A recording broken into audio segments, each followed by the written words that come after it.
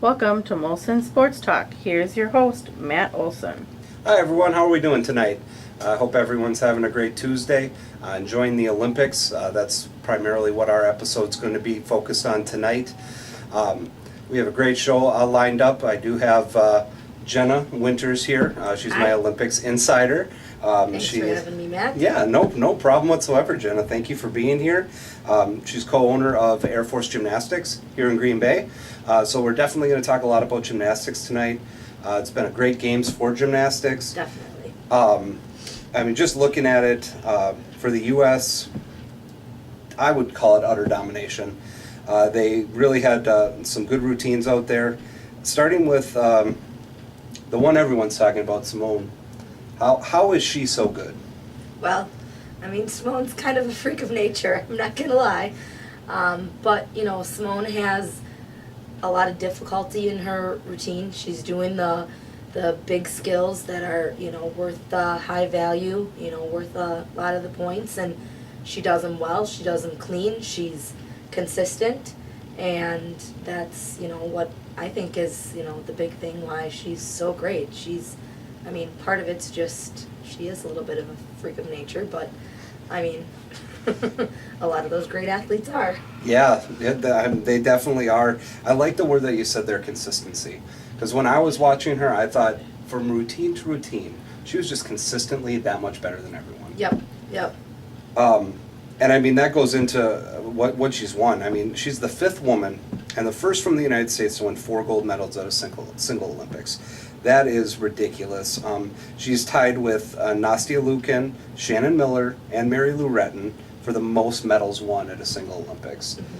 I would agree with you, freak of nature. Definitely freak of nature. Now, going back to 2012, it seemed like everybody's America's sweetheart back then was Gabby Douglas. Yep. What happened with that?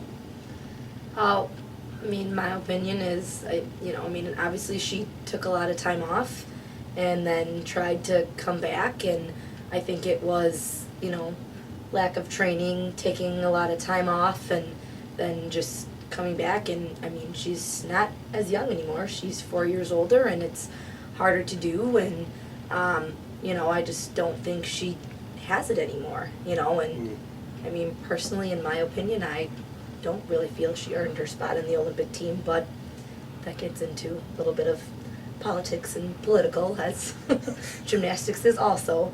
But I mean, she did do a great job for the team in bars finals, so I do have to give her that. You know, she did definitely help out in bars on the finals for the team. But yeah, I just think it was, you know, she's just kind of done after that, and you know, she tried, but just not as great and talented and as young as some of those other athletes now. Yeah, it seems like she had to hit the training a little bit more. Yep.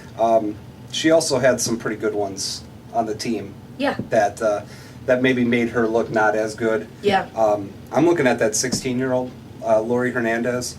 Do you think she's the future of U.S. gymnastics? Oh yeah, I think I personally love Lori Hernandez and loved watching her, and you know, watching her shine. And you know, I mean, she has such little international experience, and I think it was, you know, great for her to go out there and show everyone how great she really is. And I hope she sticks around for another 4 years and is in the next Olympics. Excellent. I think she could do even more awesome things, and maybe she can even win the all-around next Olympics.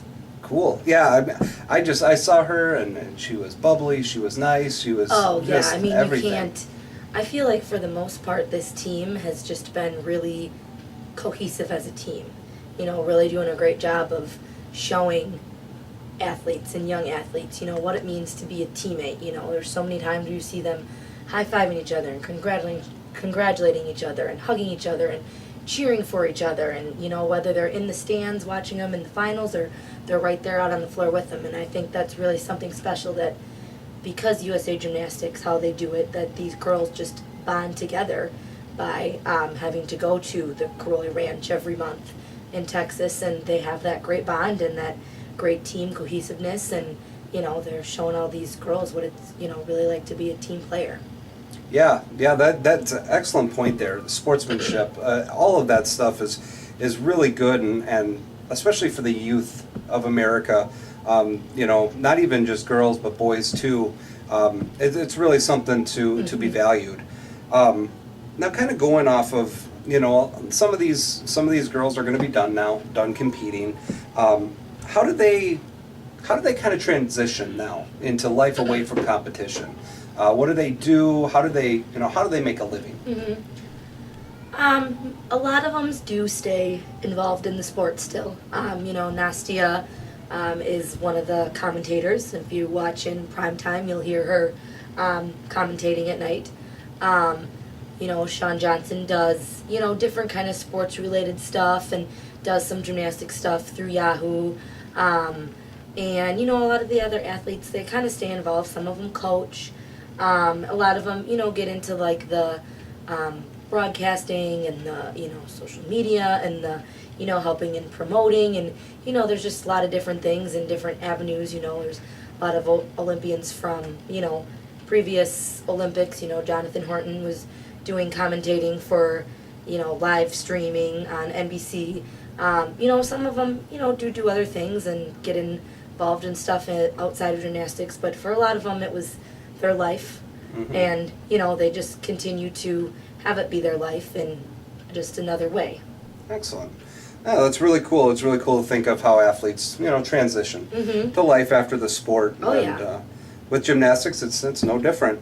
The big question that I want to ask, and we'll kind of leave it on this, is we've had some good squads here in America. 1996, obviously, we remember them. 2012, and now this squad. Is this the most dominant U.S. squad? I feel it is. They, such a strong team.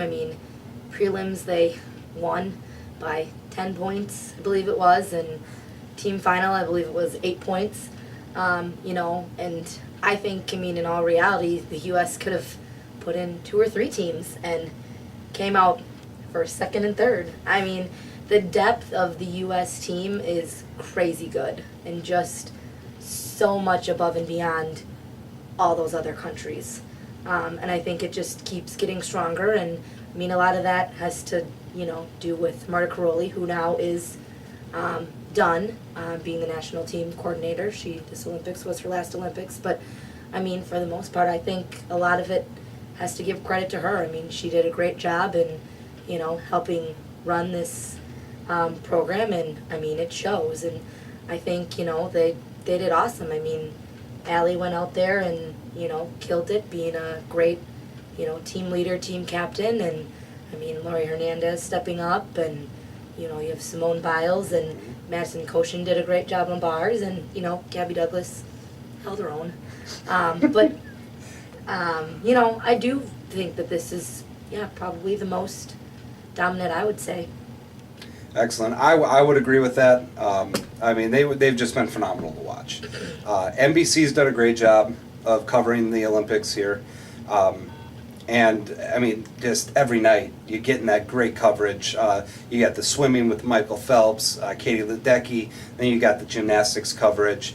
I applaud NBC. Great coverage on the Olympics.